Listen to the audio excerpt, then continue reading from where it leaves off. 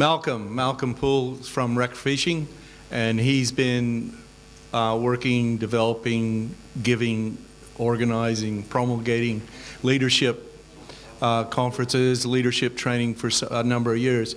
And I think, from what I understand, it's probably a good model just about any organisation could adopt. So over to you, Malcolm. Yep. Well, guys, it's been a pretty hard day today. I've got to say, certainly listening well. Excellent presentation. I've already emailed you and asked you for a few hit-ups on that, because I see a lot of synergies evolving about what's happening, where we've been. We've all had our own journeys in a lot of ways, and certainly making sure we are able to establish a pathway forward is that next focus, because looking around the tables and speaking to my own table of constituents, age is partly that broader question about making sure. And I think the wealth and the knowledge that sits around these tables has to be passed on and shared to other people. So so it is about those things. But look, some great presentation today, and again, it's a little harder to do things after lunch, after tea, but we'll get on with it. Look, I'm from the Recreational Fishing Alliance. I was part of the initial founding people that put the alliance together. We battled the issue around the recreational fishing licence back in early 2000.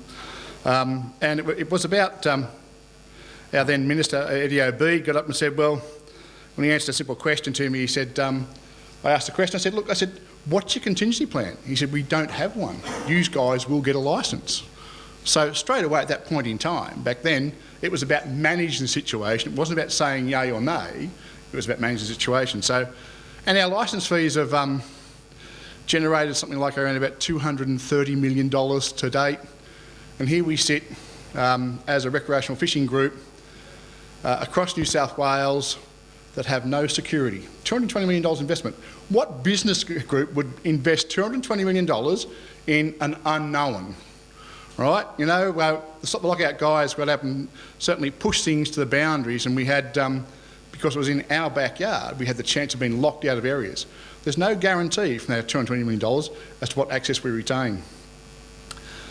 One of those things we certainly see at present is about future leaders, right? And again, we have to make sure that we can address those guys, mentor them, support them throughout a program. And we've developed a few programs over our years. I'll just run through some very, very quick points about what sort of happens. Like our new header, some nice fish in there.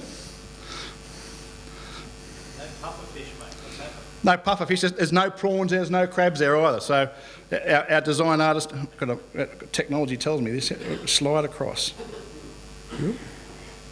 Slide across, nope. Space bar. Done. Leaders, well, do organisations or groups need them? Well, of course we do. The only way we get things done is have some people up the top and those people down the bottom that do the work. Many hands make light work, pretty much easy. How do we find them? Well, certainly, I started out as being part of a fishing club committee 3 or 4 decades ago. But again, you know what I mean? And you look around this table and you ask the people around the table and some basic questions. What have you been in an organisation? Are you a founding member, Are you the treasurer, are you the secretary? And you start to see that's the cohesion you see in a group of people that form those things that benefit us. Are we born, or did we develop along our way? Well, certainly my father was my mentor.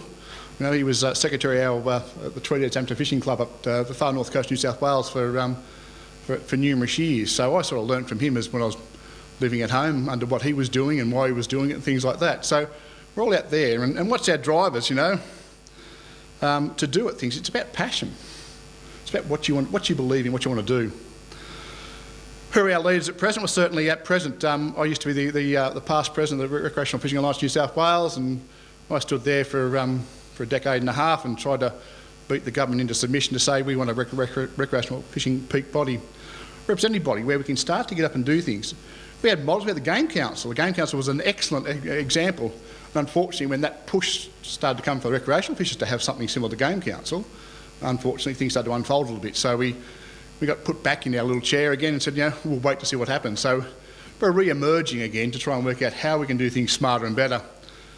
The RFA took on board a very simple process several decades, or 3 decades ago, and we asked a dozen or so members, not just to participate in a little bit of research. How many hours do we spend on advocating and representing our causes, right, on our particular interest, recreational fishing, for example?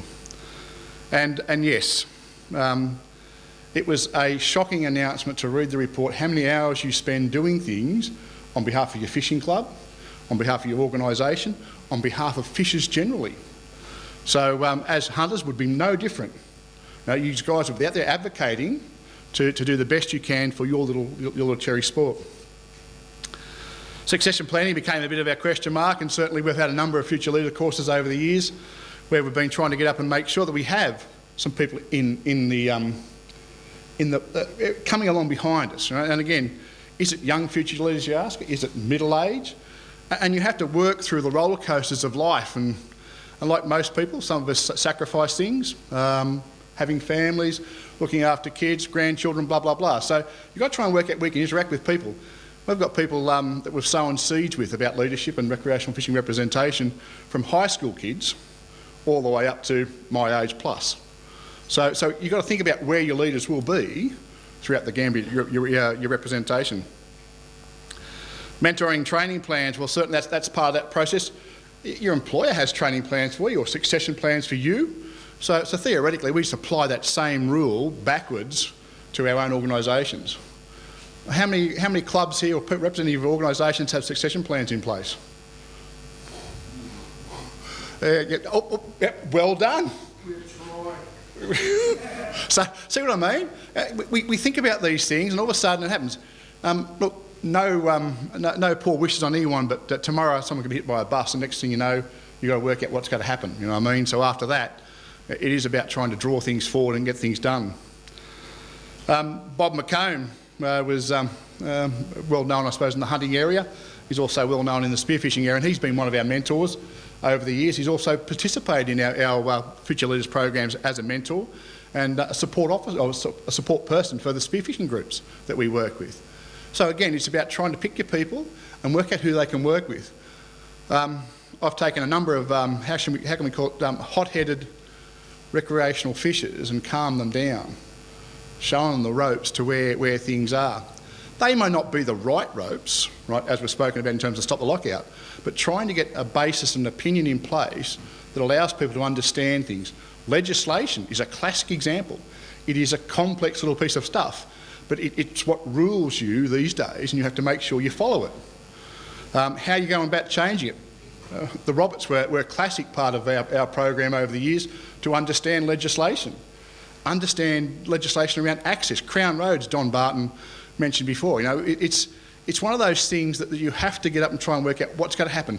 Where are the impacts? Are you losing access over here, and how do you try and fix it? Right? Some people say that negotiation is a good way to go, and you work for the win-win situation up here in the corner of the threat and risk matrix of what happens. Or do you try and get up and just... you don't want to accept a win-lose situation or lose-lose situation in terms of trying to support what you're going for.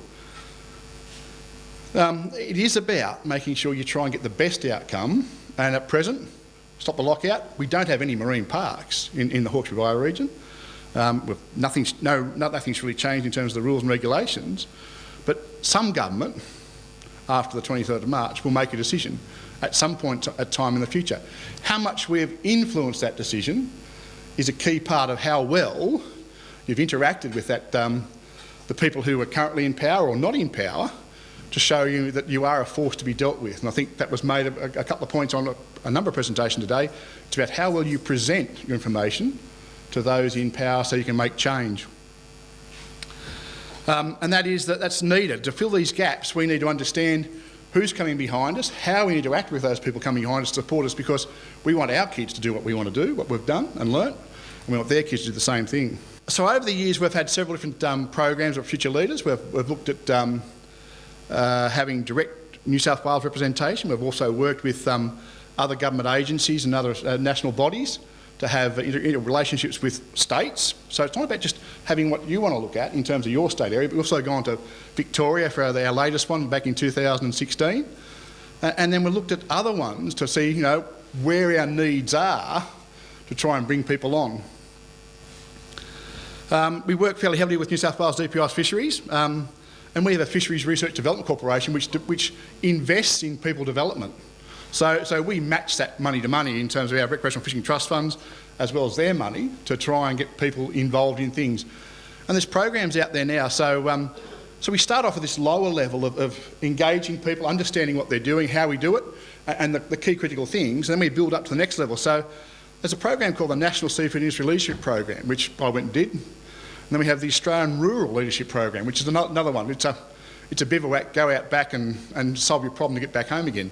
You know, they just dump you off on the spot and in the dry, arid outback of New South Wales or Australia, and make you say, well, find your way home. Here's your needle, and here's your pan of water, etc., to get you back home.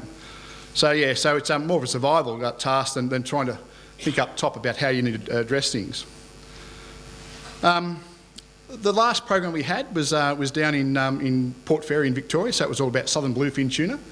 I don't know how many people here would know that the Tuna Champions stuff at present, but it was a program that came out of that, was born by those people around that table that we fostered in, and that was one of the little programs. It was about trying to deal with southern bluefin tuna and working out resource sharing with the commercial guys, as well as with the International Tuna Organisation, which manages our fish on an international basis. We certainly recognise that the age-old saying of many hands make light work. Look, I've been going at this since the 80s.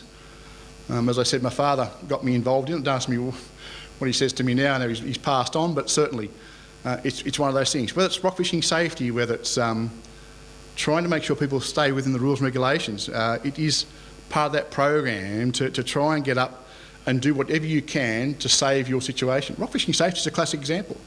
We've attended nearly every coronial inquiry about the fatalities that we've had in rock fishing safety. And again, you know, you have the people who are involved on one side of the coin in terms of the rescuing and saving people's lives, or the first responders, and you have the people who want to say, well, the prosecutors in a coronial inquest, and they draw out all the questions and they come back with recommendations to say, look, rock fishing safety is just a dangerous sport. How about we just put fences up everywhere and stop everyone going fishing? So that's the sort of result that we end up getting out of some of those coronial inquests. Or you've got to wear life jackets. Well, unfortunately, life jackets have been designed for boats over the last few decades, and we haven't really gone to that part of understanding how a rock fisher enters the water. We understand how a boater enters the water, or a paddler enters the water, but not a rock fisher. Finding the right people. Well, geez, I've got to say we've found a lot of people over the time, and we've done our courses, and certainly those people have gone on to stronger and strengthen their own abilities, as well as come back and work with us. As I said, from a HSC student that is now currently supervising occupational health and safety in a mine over in Western Australia, and Fraser's been with us for 12 years now, 13 years, part of our original group. So to other people who have on committees now and certainly representing the views of recreational fishers, to people who deploy the recreational fishing activity into their own work environment. So people in environmental science, dealing with catchment management situations around land use and better practices. But you've got to invest your time. You've got to have your mentors of your current fraternity to get up and do whatever they can. What are we looking for? Well, what are the qualities of leaders that we need? All right. What are the leaders that they need? And certainly, where recreational fishing has failed to somewhat, is that we don't have a pathway forward. We need to have a peak body. We need to be able to have some sort of pathway for people to come on board and be able to run through the system, be it a project manager, a project officer, or a communications person within your organisation to try and build it. So we need a peak body that does a lot of things that theoretically are what we call non-core government activities. And the government at present, in terms of fishing, their idea of core activities, natural resource management, that's their legislative powers, is dealing with fish, dealing with everything outside fish, right, how you educate children, how you educate the community on rules and regulations isn't really part of their mandate. But, however, fisheries at present have done that.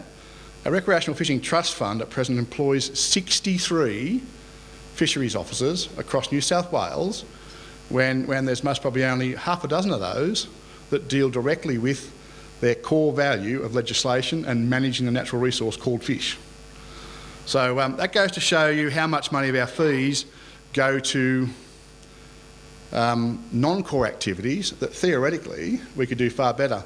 When you start dealing with governments, you start talking about how much money gets involved in overheads, how much gets cut out, what you can do. What is your organisation or group looking for? Well, certainly, look, should it be a carer, a career path for some people, or a volunteer pathway? Well, certainly RFA's been sustained on being a volunteer. You know, none of our guys get paid. I'm partially sort of funded in terms of a rock fishing safety officer or a safety officer, which I get funding from the trust fund for. But, you know, again, all our other advocacy work sits back there in that little research program called Don't Show Your Wife This, right, that says, you know, how much money you spend out of your back pocket, how much time and effort you apply to looking after the needs of that. What makes leaders happy? Well, I know that putting things back to my local community and doing things that I achieve is the best thing out, because I can see that those things happen. A sticky ruler, some of you guys might realise, well, that began back in the early 2000s, and it was all about the fact is that fisheries produced a ruler that had English words on it, and it was in black and white or yellow and white. You know what I mean? So the situation was for fresh and salt water. Do you think our core community people could read it? Do you think they could understand it? Could they actually identify things? So thus there, the fish pick ruler was born. And it stated 3 basic principles, natural resource management. The size of fish, it ID'd the fish as a picture, they're common species, the size of the fish for the legal size, and the number of fish you're allowed to have. Really simple things, break it right down, that's where it went. Is it money or passion? Well, I've got to tell you, it's passion that drives me. I don't know what about you guys, but again, looking after what I like and cherish is the best things. What hurdles do organisational groups face? Well, I've got to say there's a myriad of them. And one of the biggest ones is a lot of our future leaders that we've developed for our use, because we don't have a pathway forward, have been taken on board by fisheries. So we now have commercial fisheries managers, we now have communications people, we now have project managers working fisheries around the countryside. Not just in New South Wales, they've gone to South Australia, they've gone to Victoria. So again, when you think about doing a future leaders course, don't just think about your resource pool, because that resource pool will go wherever they think that they need to go to get a fair dollar. And you start competing against those things. We've already been through this issue about how do you support and mentor your future leaders. And that's really important, because you have to it's not just about balancing out that effort and applied effort and continual follow-ups. You've got to make sure that you keep the energy up to them, you know what I mean, so that they can continue doing things. Writing a submission, you know, understanding what the law is around water sharing plans in the West. There are all those things. We dealt with this one again. Now, does anyone have an idea what an ideal age for a leader is? I'll tell you what, that's one answer I can't give you, because I said people flow in and out of leadership and programs, and that's really what you've got to think about. And you have to work through that process along a fairly straight line. Growing and sowing the seed of leadership is one of those bigger issues, as I said. And you don't just deal with one part of your age group, you deal with all parts of it. And sowing that seed, because that's where you got to get your best bang for your buck. And younger people will come back into your fold, and older people will move along as life goes along. And unfortunately, you had to do those things. We had one guy who was an excellent leader from our original group, Steve, and he got tied up with fairly busy at work, and so stressed that the person took his life. So we spoke about mental health issues beforehand, and it happens. Burnout is a classic example, whether it's at work or with what you love. So I think I've covered most of the pitfalls as we've spoken along, and they're the immediate ones or the future ones that around your needs. How do you maintain one's leadership interest? Well, continuing to get in a changing environment, it is about making sure.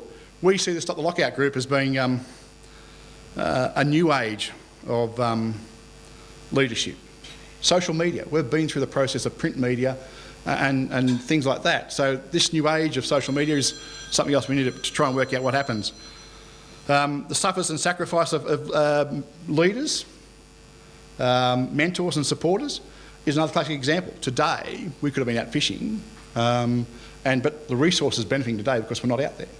So think about the flow-on effects of what you're achieving. We mentioned the stop the lockout process. It was all about our backyard. The government woke up the sleepy giant. It was a clear example. It was a show of unitedness between recreational fishers. And as I said, in all the years I've been playing in this space, I have never seen anything take off so fast as that jumbo jet. It was amazing to see how many people got on board it and what it was. And as Justin mentioned earlier, being part of that program on the other side as the admin and also as a mediator on the Facebook page, it was just so intense. And the mediator group grew and grew and grew as the post grew and grew. And then you had to try and arbitrate between something was released in the paper, you know, Justin Field with his high ideas about green activities, and everyone wanted to put the same thing on the page.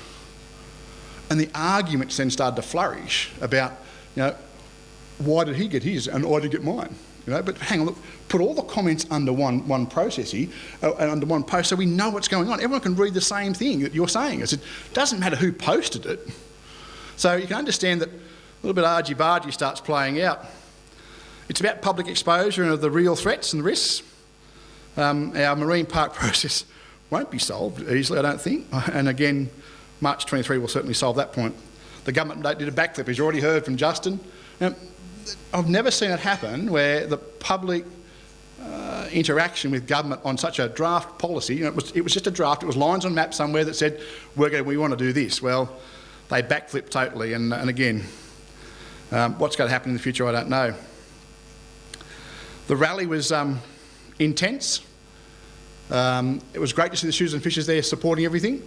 And that's what it's about. It's about getting that knowledge. And you've seen those other things happen just recently.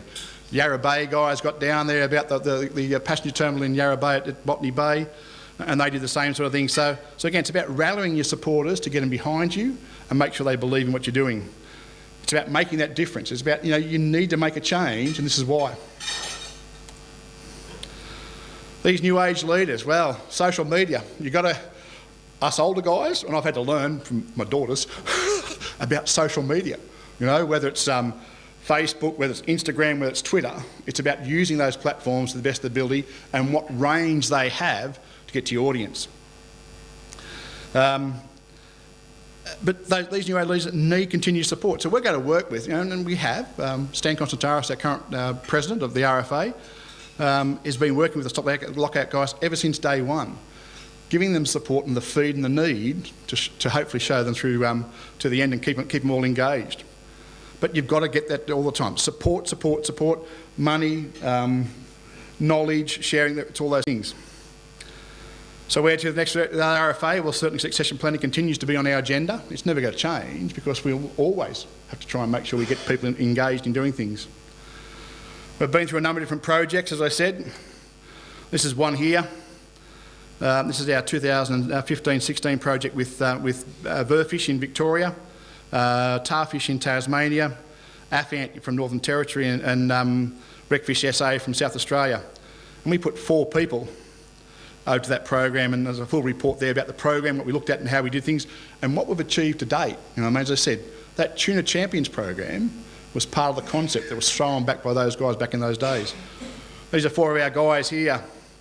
Dave Ray, on the far right, is he's a deputy principal at a school up on the North Coast.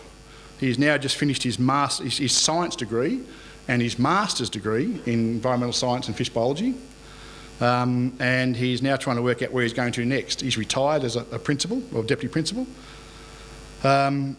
Jason Middleton, coming out of the Navy very, very soon. So again, sow the seed at the right point in time and you'll be able to give them a little bit more leg up as things go along. So hopefully Jason will pick up things. Freshwater guy, saltwater guy, and certainly loves to get up and travel around. And he's been to he's fished on a lot of locations across the world and he's seen things and he wants to make things better here. Josh Pearson, freshwater guy, but also likes to get up and head to New Guinea after black bass. So again, love to do things. And what I mean about trying to keep people interested, Dan Sloan, the guy on the end, he's changed his, from being an environmental science researcher with Southern Cross University, he's now studying to be a doctor. So life things change and you have to catch on to where you can actually get engaged in those people and make that difference. They're a few of our, I won't say middle age, but yeah, they're a range of people and their ages in that area. They're early 30s through to Dave being my age at, a few centuries, or not say centuries, half centuries old. So yeah. And look, and we go places, but that's taking the 12 apostles, and I thought it was a bit of a leadership scenario in terms of after we finished at Port Fairy, that we come past those things because those things are ancient, right? And we don't want to be in the same situation that we're starting to lose those valuable assets in the future. We want to make sure that we can still go fishing in the future and do things. So really at the end of the day, it opens up discussion, actions and questions to where should we all go to try and build a better future for us all, and how should we start doing it? Because we need those leaders to be part of our group, right? Because we already have the leaders around the table here now, but you've got to be able to foster more people in to the fold. Thank you.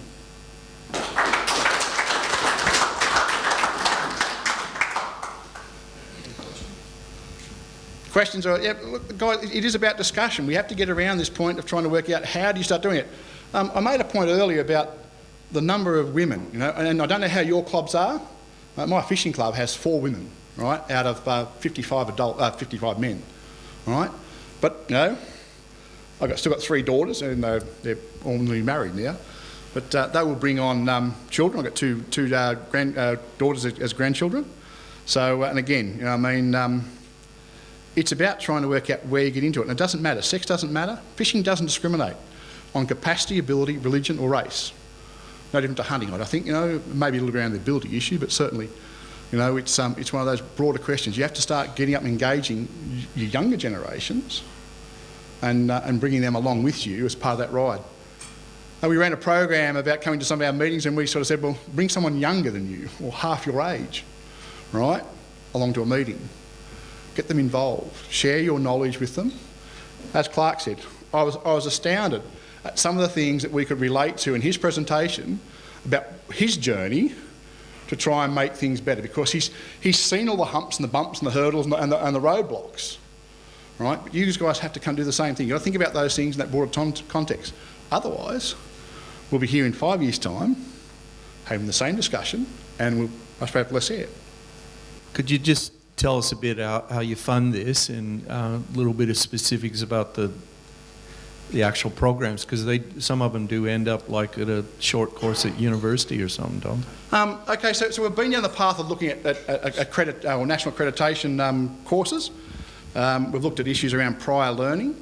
We've developed a core community fishing educator program, and that sits in a little suppository at present, so we can actually get access to that when we get funding for it. So we've developed a number of programs around that space.